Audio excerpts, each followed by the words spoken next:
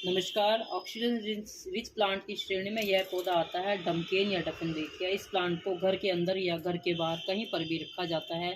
यह आसपास के हार्मफुल केमिकल को एब्जॉर्ब कर वातावरण को शुद्ध व स्वस्थ बनाता है। इसकी बड़ी बड़ी पत्तियां घर के अंदर या बाहर के हार्मफुल केमिकल एब्जॉर्ब कर आसपास के वातावरण में ताजगी उत्पन्न करती है। इस पौधों के बारे में सभी एस्पेक्ट के बारे में बात आज हम करेंगे। मैं हूँ संगीता, द डेली क्लाउड की संगीता में आप सभी का स्वागत है।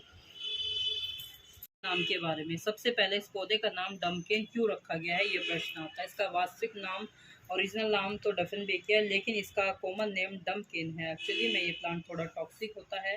अगर इसे खा लेते हैं तो कुछ समय के लिए साइलेंट मोड में चले जाते हैं। इसी कारण इसे बच्चों से व पेट्स से बचाकर रखना चाहिए। इसमें से एक जेल निकलता है जो कि बच्चों के लिए, पेट्स के लिए बहुत ज़्यादा हार्मफुल होता है। To be safe, it out of reach children, cats and dogs. Its sap can cause irritations of come it contact with skin and eyes.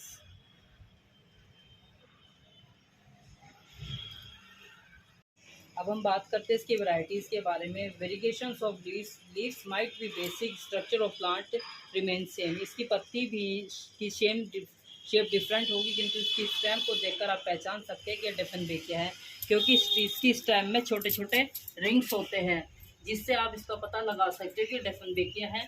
और इसकी पत्तियाँ थोड़ी सी वेरीगेटेड होती है। देखिए जिस प्रकार मेरे इस प्लांट की पत्तियाँ ये वेरीगेटेड है, और जो कि बहुत खूबसूरत लुक देती है। इसकी पत्तियाँ बहुत बड़ी बड़ी होती हैं।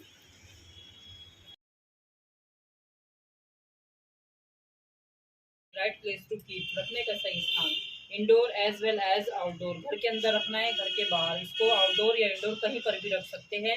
इसे इंडोर भी रख सकते हैं, लेकिन वह स्थान अंधेरे वाला नहीं होना चाहिए। बाहर रखने के लिए थोड़ी छनी हुई धूप या डिफ्यूज लाइट की इसको रिक्वायरमेंट होती है। इसको आप शेडी एरिया या पौधे की छांव में रख सकते हैं। सीधी धूप पौधे को जला सकती है और पौधा खराब होकर मर सकता है।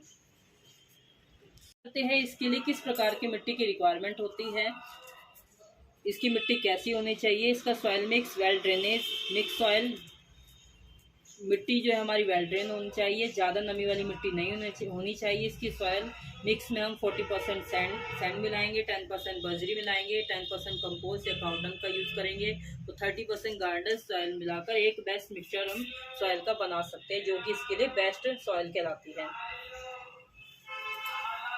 हमारी जो मिट्टी है 1 इंच पानी तभी देना है जब हमारी जो मिट्टी है 1 इंच तक सूख जाए। सूखने के बाद ही इसमें पानी देना है। यदि मिट्टी हमारी गीली है तो उसमें पानी नहीं देना है। आज जैसे कि मैंने इसमें पानी डाला, तो मैं 4-5 दिन के बाद इसमें पानी डालूंगी।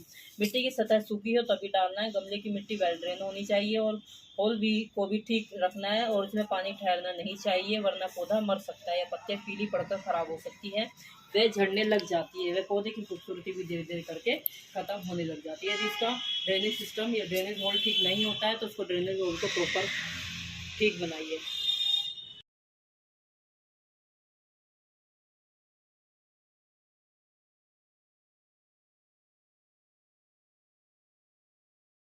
प्रूनिंग व ट्रिमिंग करेंगे उतना ही आपका पौधा घना होता चला जाएगा। अब की बार की सीजन में मैं इसको यहाँ से प्रून करके ये यहाँ से काट दूंगी और यहाँ से नया पौधा तैयार हो जाएगा। 3-4 पौधे इसके तैयार हो जाएंगे। इंसेक्ट अटैक, इस पौधे पर इंसेक्ट अटैक मुख्यतः बहुत कम होता है, फिर भी इस पर एफाइड एंड स्पाइडर माइट का अटैक हो जाता है। यदि आ भी जाता है तो आप इसे साबुन के पानी से, विनेगर सॉल्यूशन से धो सकते हैं पत्तों को, और इसकी जो स्टेम है इसको धो करके साफ कर लेंगे तो सारे के सारे स्पाइडर माइट्स आदि खत्म हो जाएंगे।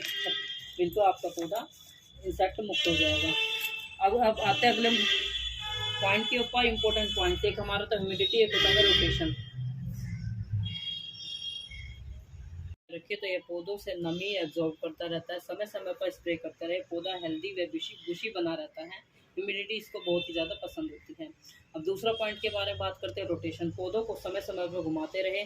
पौधे हमेशा दूर की तरफ झुकता रहता है। इसके लिए यदि इसको आपको सीधा खड़ा रखना है तो इसको समय समय पर इस प्रकार से रोटेट करते रहे, वरना पौधा क्या होता है एक तरफ ही टेढ़ा होकर झुकने लग जाता है। इसीलिए आपको इसको सूर्य की रोशनी की तरफ इसको घुमाते रहना, ताकि आपको पौधा बिल्कुल स्ट्रेट चलते रहे, घना होता रहे। अब करते हैं, इस पौधे घर में लाना, उगाना, बढ़ाना बहुत आसान होता है। यह आपके आंगन की खूबसूरती को बढ़ाता रहता है। इस पौधे को अपने गार्डन में अवश्य शामिल करें। गमला, आपको किस प्रकार का गमला इसके लिए लेना है, आपको बहुत बड़े गमले की भी आवश्यकता नहीं होती है। कटिंग ग्रो करने के लिए आप 4 से 6 इंच का गमला प्रयोग कर सकते हैं। रिपोर्टिंग करने के बाद 9 से 10 इंच का गमला प्रयोग कर सकते हैं, जिस प्रकार से मैंने किया हुआ है ये। और इसकी जड़ें बहुत ज़्यादा गहरी नहीं होती हैं, तो इसके लिए ज़्यादा बड़े गमले की ज़रूरत भी नहीं होती है। आपको मेरी यह वीडियो कैसी लगी, लाइक कीजिए, शेयर कीजिए, सब्सक्राइब कीजिए, कमेंट कर कोई सुझाव हो वह भी अवश्य दीजिए। धन्यवाद।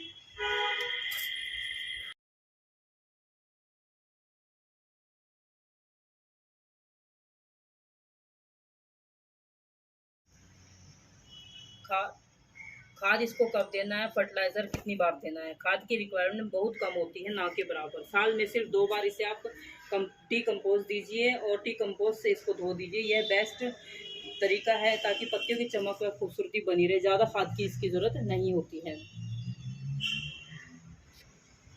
हम आते हैं अगले एस्पेक्ट, प्रूनिंग या इसको घना करने के लिए हम किस प्रकार से इसको घना बना सकते हैं। देखिए दोस्तों, जिस प्रकार मेरे पौधा है, मैंने इसको पहले एक शूट्स थी, इसमें 4 पौधे तैयार किए थे। 4 पौधे मैंने इसी में से इसकी शूट्स काट करके, उसकी स्टेम काट करके इसको अलग अलग लगा दिया था। मैंने वीडियो भी डाली हुई है, आप देखिएगा। Trimming the plant.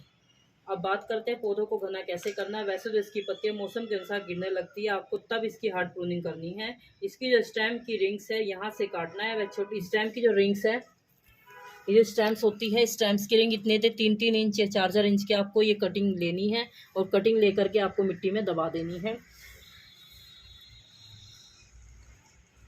और वहीं पर आपको नोट दिखाई देते हैं, वहीं से नया फुटाव आ जाता है, फिर यहीं से एक नया पौधा निकलने लग जाता है। इस प्रकार आप एक से अनेक पौधे बना सकते हो, वह पौधों को घना कर सकते हो। डेफिनेट देखिए कैसे बढ़ाना है, घना कैसे करना है।